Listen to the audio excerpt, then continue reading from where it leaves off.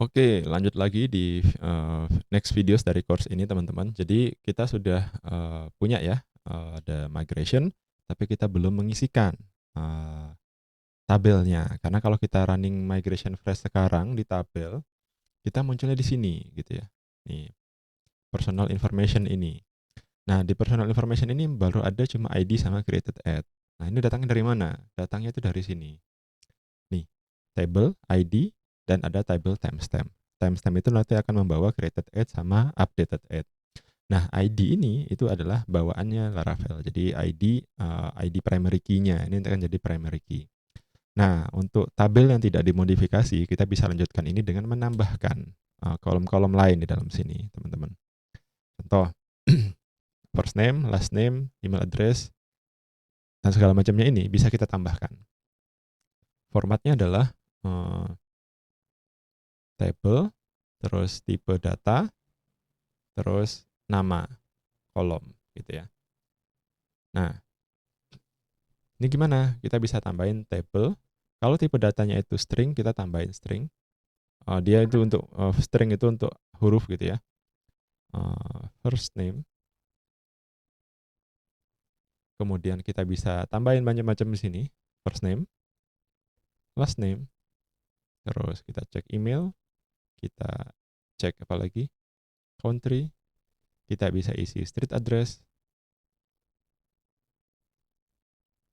Kita bisa isi city.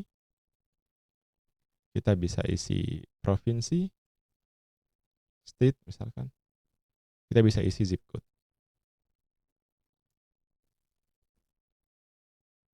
Nah, ini adalah migration up-nya. Jadi nanti ketika migration ini berjalan, ini akan di running. Dan ketika ini di rollback, dia akan di drop. Nah, ini proses kita menambahkan kolom ke database dari yang ada di sini. Nih, kita bisa lakukan ini dengan melakukan migrate. Terus, PHP artisan migrate fresh min set. Nah, untuk sampai sini kita bakal nge-fresh dulu, kita bakal reset dari awal, tapi nanti untuk selanjutnya kita cuma akan nge-migrate aja gitu ya. Nah, nih. Gimana hasilnya? Hasilnya ada ini. Nih, personal information ini kalau sekarang kita reload, dia bakal ketambahan dengan kolom-kolom yang banyak. Nih, kalau structure-nya kita lihat juga sekarang adalah varchar 255.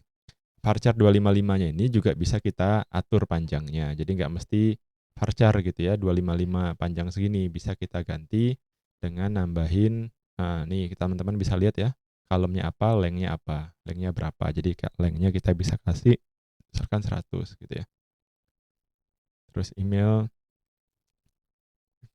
country mungkin 50, street address mungkin 150 gitu ya. Nah, kita coba ya. Kita migrate lagi. Jadi kita bisa mengubah-ubah tipe datanya di dalam sini, teman-teman. Nih. Nih, sekarang kita bisa merubah tipe datanya. Nah, kemudian nanti ke depannya teman-teman juga bisa merubah nambah-nambahin kolom, nambahin relasi dan lain-lain itu dengan cara menambahkan migration baru.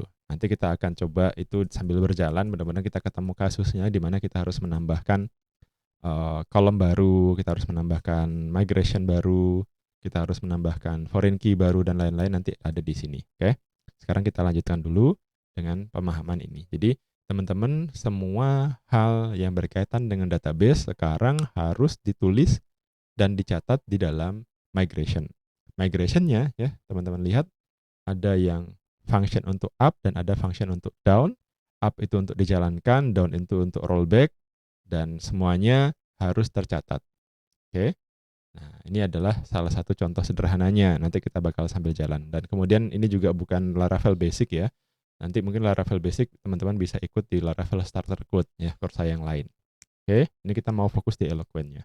Oke, see you in the next videos.